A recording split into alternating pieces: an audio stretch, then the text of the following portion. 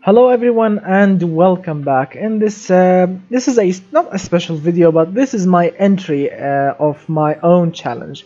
I know that the challenge has ended, but the challenge has ended for the public of people, for normal people to, or for all of the people to participate in it. But for me, I never showed you my own creation for the challenge. So in this video you will be seeing my own creation for this video. So we have seen in all of the previous videos like a lot of cars that did or did not made it to the BeamNG.drive because of the game crashing. This one in particular, the HT4, this guy didn't actually made it into BeamNG.drive, and we haven't actually seen it in the video, although it's a pretty good car.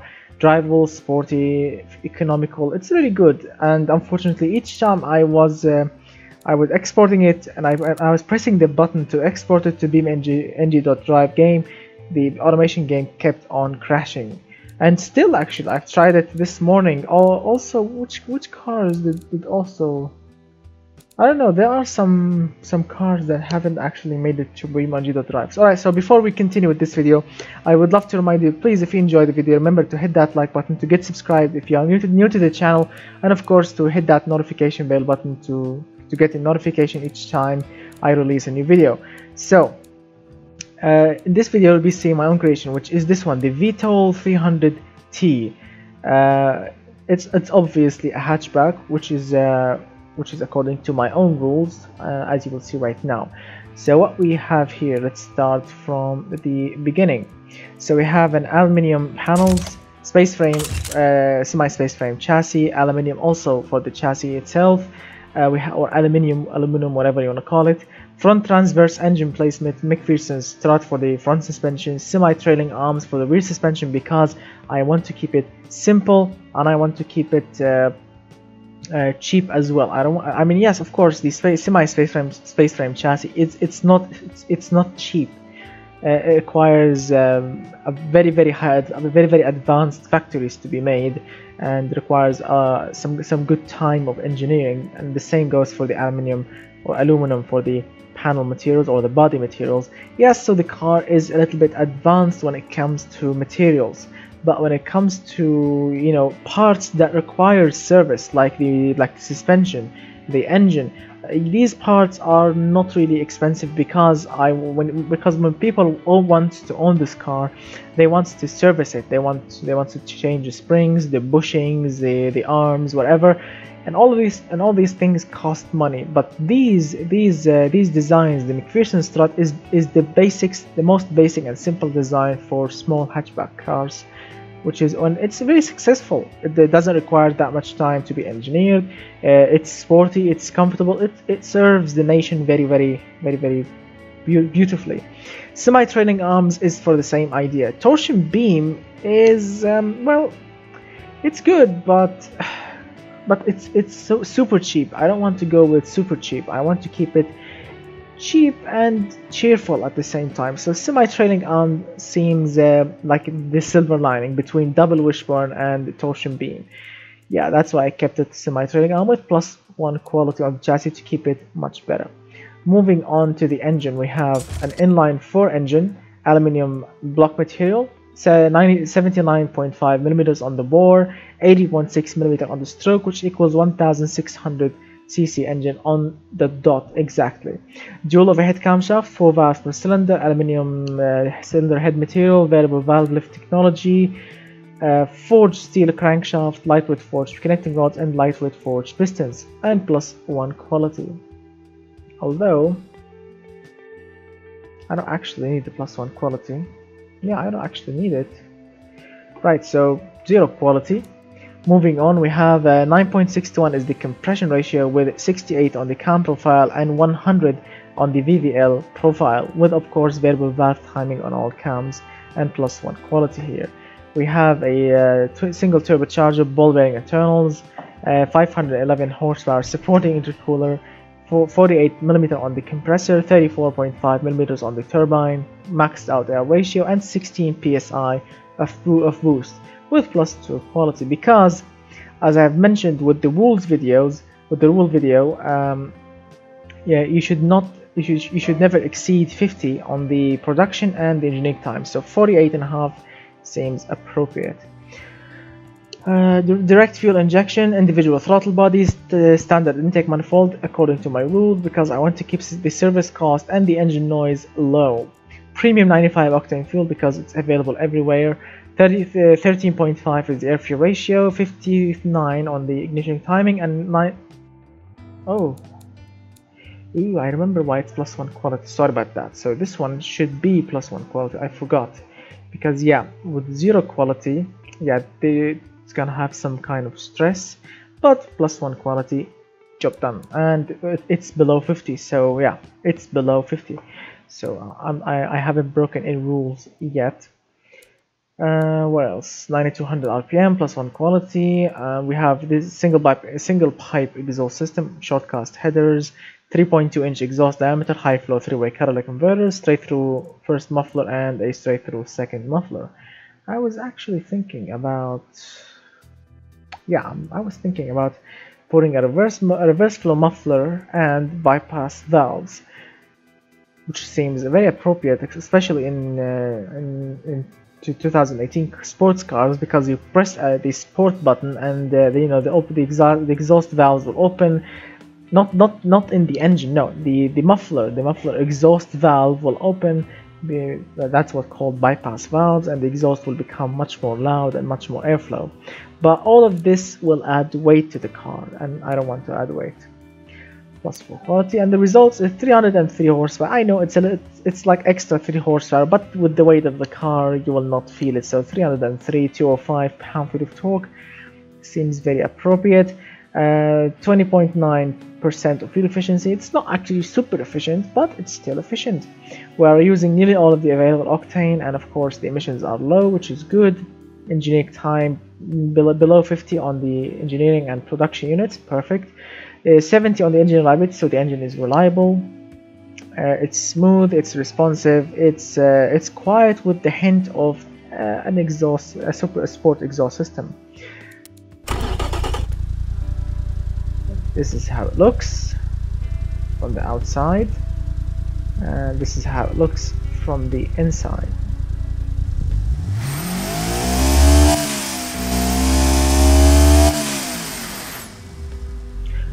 I was actually wondering, the pistons seems, I don't know, let me check these settings, because as I quite remember, because I'm playing the game on 4K, so the resolution scale is medium, no need for anti-aliasing, and the post-processing good, shadows no need for them, environmental, what's missing? Oh, I think the motion blur. Let's check. Let me check.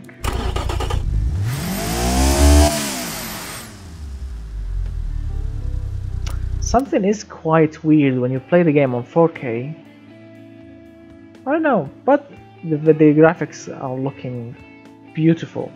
Alright, so let's move on. I've chosen this 2009 hatchback, 4-door hatchback, to keep the car very, how can I say it, very, more family friendly. For 4 or 5 persons will get into it.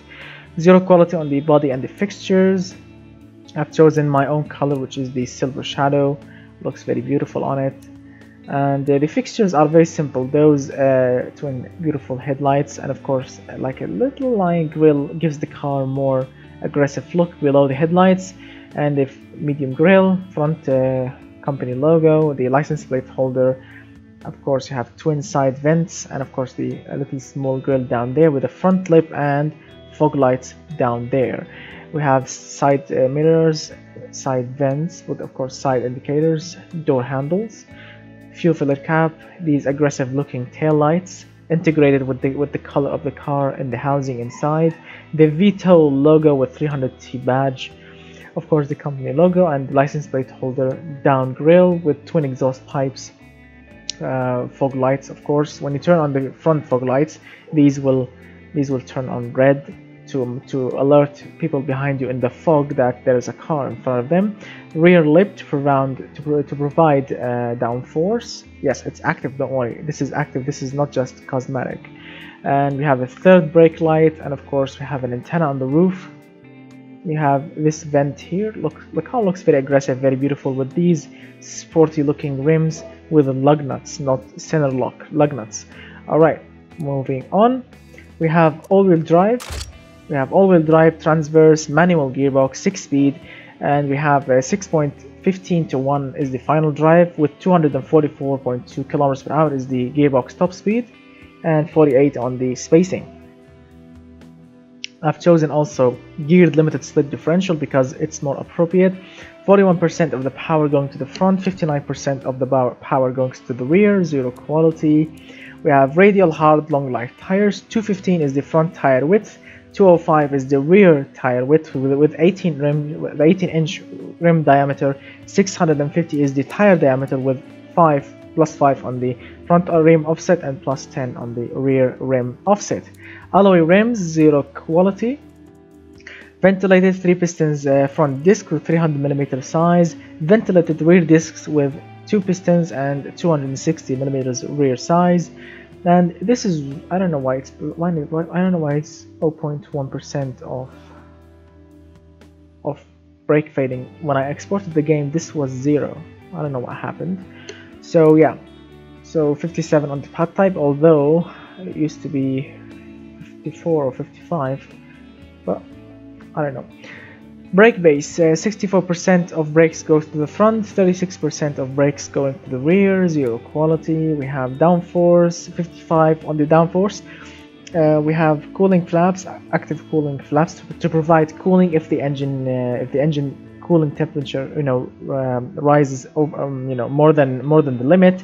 Then these flaps will open to allow air to come in, and when the engine is running perfectly healthy and cold, these will close, and it will provide more sleek airflow, and that will allow the car to get more fuel mileage. What else? We have 100 on the front lip and 89 on the rear lip. Because we don't have any wings on the car, only a front lip and rear lip. So yeah, 189. Cooling airflow for the engine 56, and brake airflow is 100 to allow cooling for the brakes. 0 on the aerodynamics. 5 seats according to my rules. Premium interior. I want to keep the interior not sporty. Although I can choose sport. I can make the interior more sporty. More lightweight, but it will be less comfortable, and I want to keep the car comfortable for the family as well. So premium interior and premium infotainment system, so the family will sit in the car, they will have a wonderful time with this interior. Because if you want to read what comes in the interior package, you can pause the video right now and read, and continue reading right now. Yes, so it's made from leather, from good wood, some of it, and high quality plastic, soft cloth. It's really good. There is amazing amount of insulation. The car is very quiet, very beautiful, and a lot of options in it. And the premium infotainment system, if you want to know what comes with it, you can pause the video or you can read it quickly. So it will come premium cars, 10 high quality speakers with in-dash tweeters and AM/FM satellite radio, CD player, MP3 player with built-in storage and hand-free mobile connectivity, a touchscreen that uses control entertainment system, GPS, and climate control air conditioner. The rear seats are provided with screens entertain their passengers. Some cars features can be voice activated. So you see, it's a very nice car to be driven by, to be driven with, and to drive as well. It's really good. It's very fun to drive. It's really modern, really good. That's why I kept it premium, because if you just choose sport, yes, it will look very amazing with sporty seats, or maybe racing seats, and Alcantara steering wheel, which is really nice for a sports car. But this car was designed for the family, and that's much better. I prefer the family more than going sporty, because the family wants to sit in the back, enjoy their time. You will have children, you will have kids.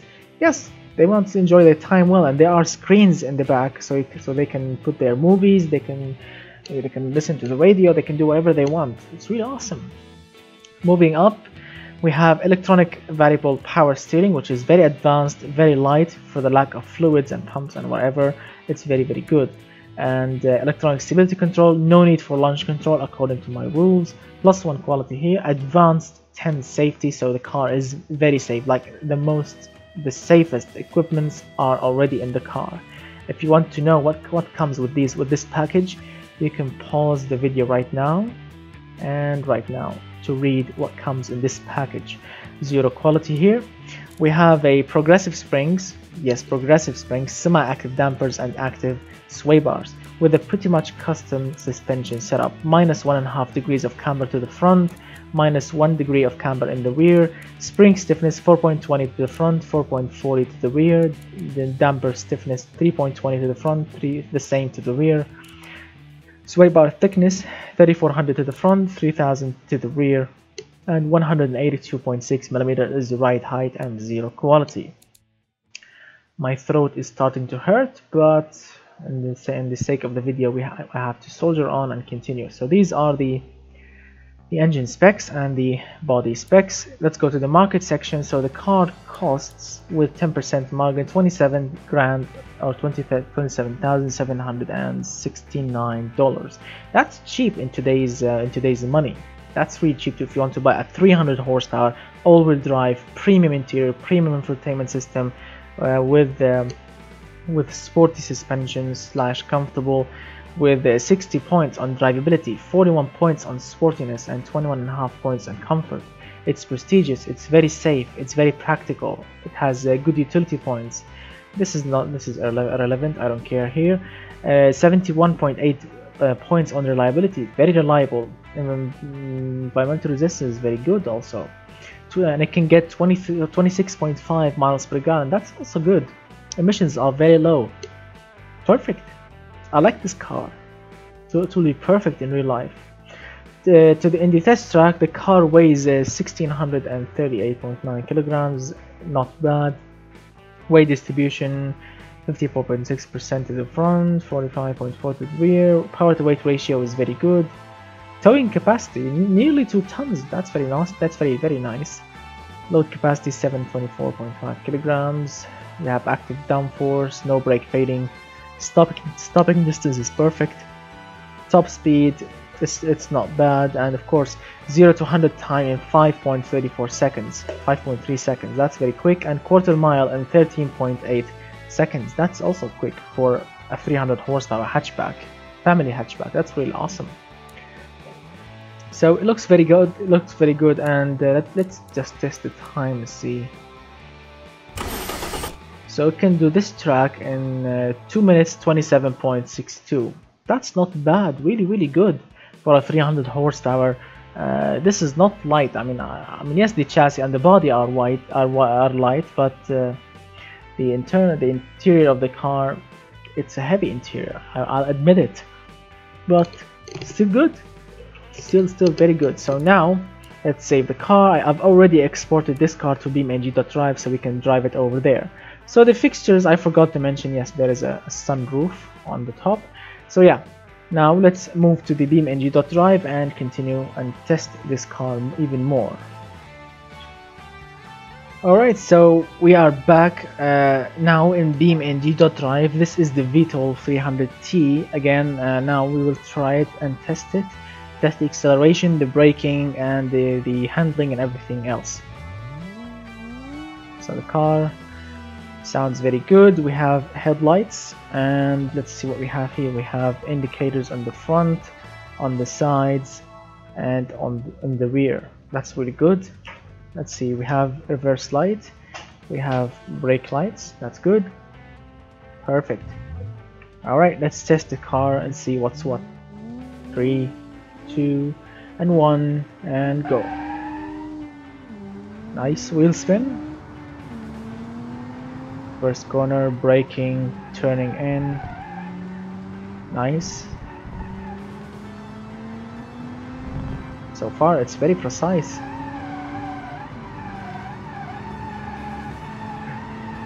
Corners very nicely actually.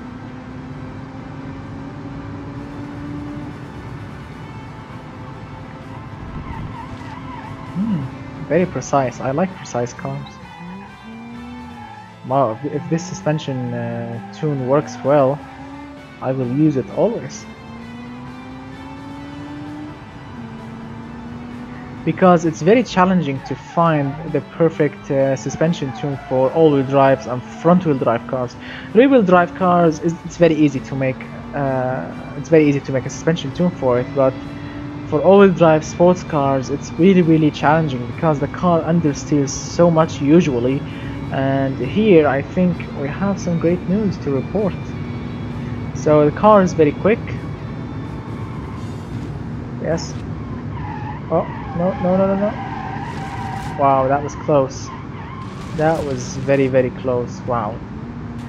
So the downforce, it's there, but it's not really plenty. It's not plenty enough, but the suspension works perfect. The car corners flat. That's really good. A lot of the cars that I tested, that all of the viewers made, like really most of them are understeering so hard, really hard understeer. But this, perfection. Not because I made it. I mean, of course I made some terrible cars before. I'll admit that. I'm not ashamed to admit that, but this one is really good. I mean, foot hard down on the throttle and doesn't want to understeer. Looks really perfect.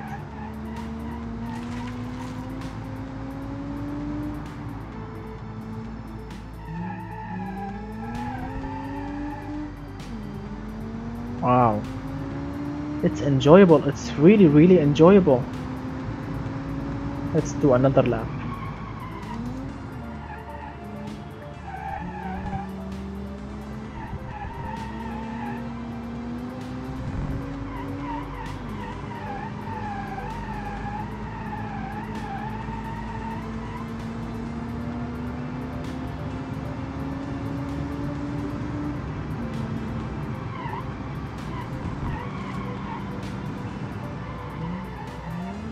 Brakes are very good.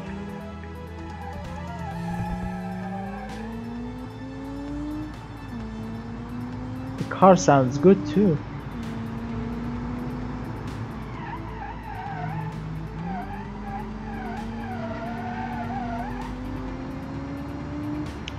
Everything is perfect, but on high speeds the car needs a little bit more downforce to hold it in place. But as in all, it's perfect. Brake a little bit so we don't crash the car. Put hard down. Really nice.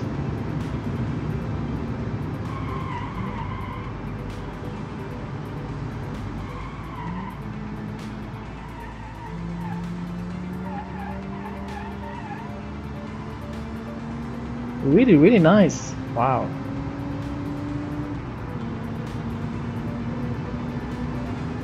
Brake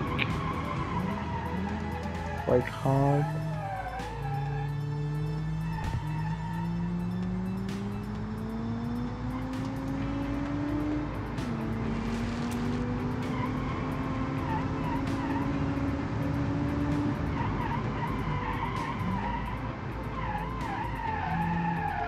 Does oversteer a little bit, which is really nice. Oversteer on all-wheel drive cars is very beautiful because you can control it, unlike rear-wheel drive cars.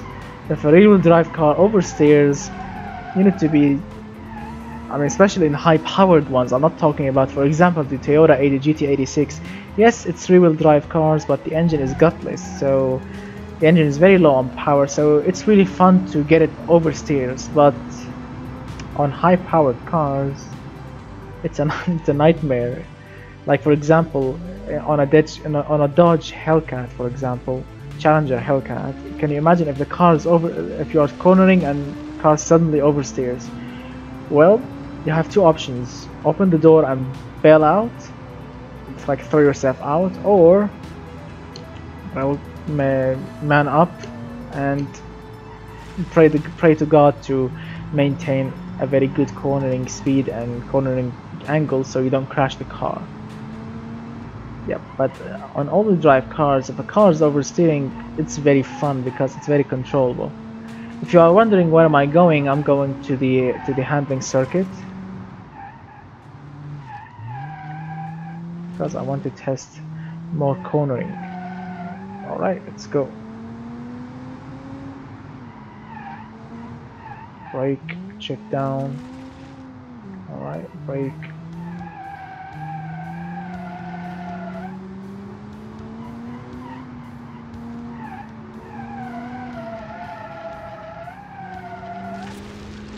There is some sort of understeering, I admit that.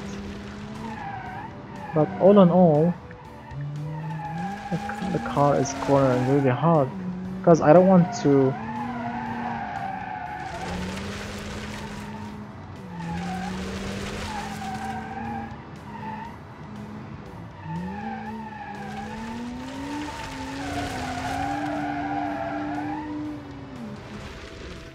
Oh, that was a jump.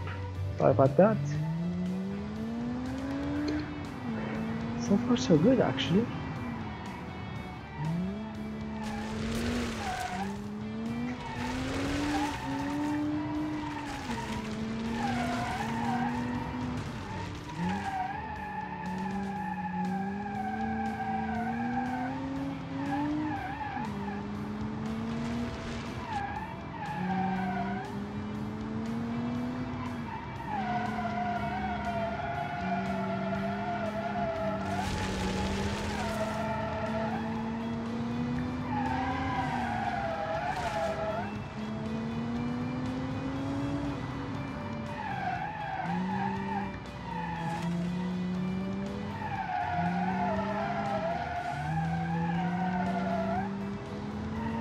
Trying a little bit of handbrake on some turns.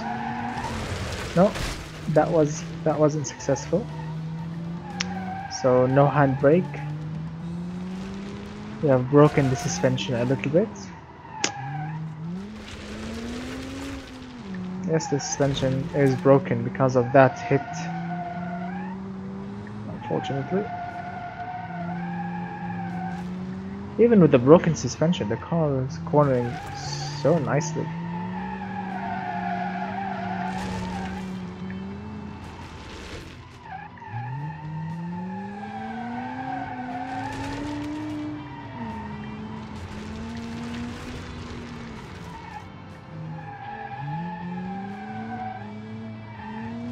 The reason why I haven't fixed the car yet because I want to see like if the suspension is really durable, if it can take more punishing before it gets fixed without snapping anything like a tire or something.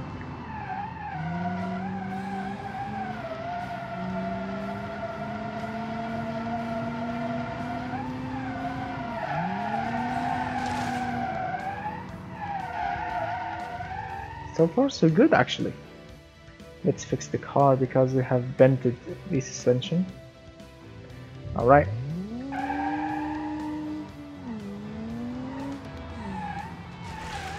So I mean at the end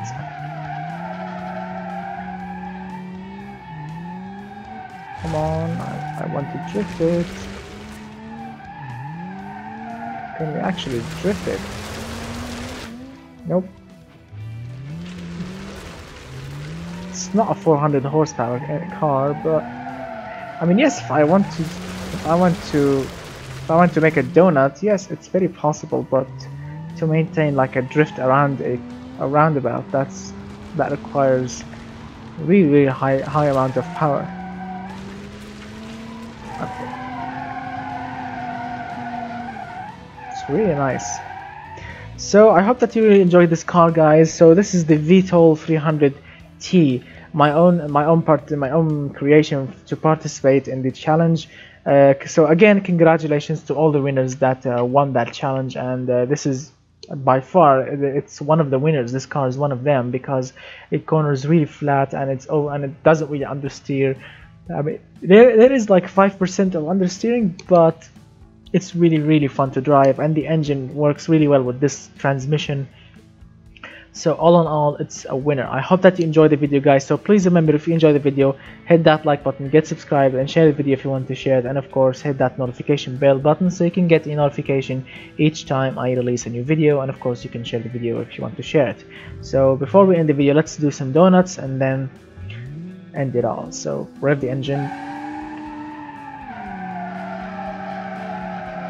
You can do it on second gear. You can go to first gear.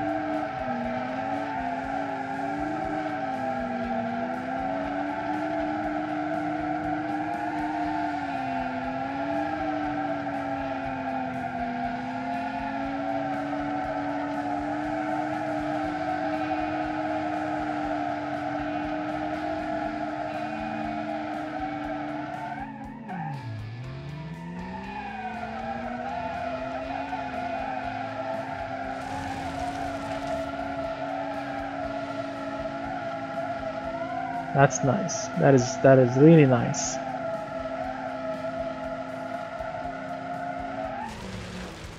Oops, we've vented the car. Wow, that was brutal. All right, so let's see. Let's do some damage report.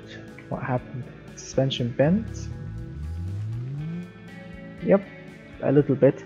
So all in all, it's a nice car. It's a really nice car. So I truly hope that you enjoy the video, guys. So I'll see you very soon with the new challenge. I'm thinking about making a luxury SUV / off-roader challenge. So I'm gonna think about the rules and do a separated video to tell you about the rules of that challenge if you want to participate.